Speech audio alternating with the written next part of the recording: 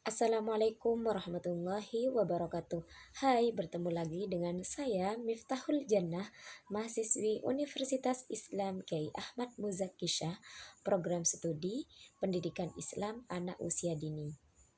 Nah, video kali ini akan membahas materi ke-9 yang mana dalam materi tersebut kita akan membahas cara atau metode mengajarkan hadis kepada anak usia dini. Nah, yang pertama kita bisa menggunakan metode kisah dan dongeng berbasis hadis. Dan yang kedua, kita bisa menggunakan nyanyian dan permainan agar lebih menarik. Dan yang ketiga, kita mengajarkan adab dan doa-doa dari hadis. Yang pertama, kita bisa menggunakan metode atau menggunakan cara kisah dan dongeng berbasis hadis. Nah, kan anak-anak itu mudah atau suka bercerita, suka mendengarkan cerita. Anak-anak itu ketika anak-anak usia dini itu lebih suka atau lebih tertarik ketika mendengarkan cerita dan ketika ia bercerita. Nah, maka kita bisa mengajarkan hadis kepada anak usia dini itu dengan menggunakan metode bercerita, menggunakan metode berdongeng. Nah, seperti itu. Seperti halnya kita bisa mencontohkan atau mengajarkan hadis itu yang tentang kejujuran, bahwa kalau seseorang yang jujur itu membawa kepada kebaikan. Nah, kita buatlah cerita semenarik mungkin untuk anak-anak usia dini. Nah, seperti itu. Seperti kita menceritakan ada anak namanya Aisyah. Nah, Aisyah ini ketika menemukan uang, Aisyah ini orangnya jujur. Nah, kalau kita jujur itu adalah perbuatan yang baik. Nah, sedangkan perbuatan baik itu bisa membawa kita kemana? Ke surga. Nah, seperti itu. Sekiranya kita itu di dalam pelajaran tersebut ada berkaitannya dengan hadis. Nah, dalam cerita tersebut dikaitkan dengan hadis, berbasis hadis seperti itu. Intinya kita membuat cerita kepada anak-anak semenarik mungkin gitu. Yang kedua yaitu menggunakan nyanyian atau permainan agar lebih menarik. Nah, bisa juga hadis ini nadanya diubah dengan seperti nyanyian, seperti lagu gitu.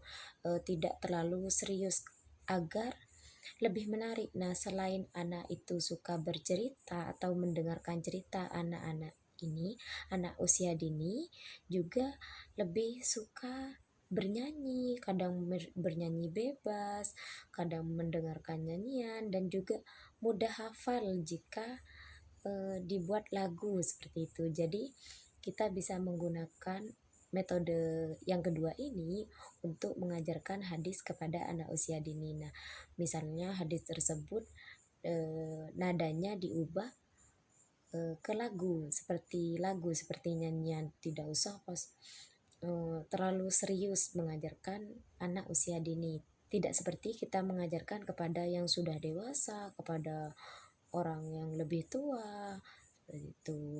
Tidak usah seperti penceramah. Nah, kita ketika mengajarkan kepada anak usia dini, maka hadis tersebut bisa kita ubah nadanya dengan lagu seperti itu atau permainan. Misalnya gini, siapakah yang tahu bunyi hadis dari kebersihan sebagian dari iman? Nah, seperti itu. Coba sebutkan. Bisa dari itu. Kan anak-anak kalau bermain itu mudah tertarik, nah lebih menarik daripada belajar yang terlalu serius kalau kepada anak-anak usia dini seperti itu. Nah, yang ketiga yaitu kita bisa mengajarkan adab dan doa-doa harian dari hadis. Nah, tentu hadis Nabi ini banyak mengajarkan tentang adab-adab dan doa sehari-hari, adab sehari-hari juga, dan juga doa sehari-hari dari hadis Nabi Shallallahu Alaihi Wasallam. Seperti contoh hadis yang artinya berbunyi, wahai anak kecil, sebutlah nama Allah, makanlah dengan tangan kananmu, dan makanlah dari yang paling dekat denganmu. Hadis riwayat Bukhari Muslim.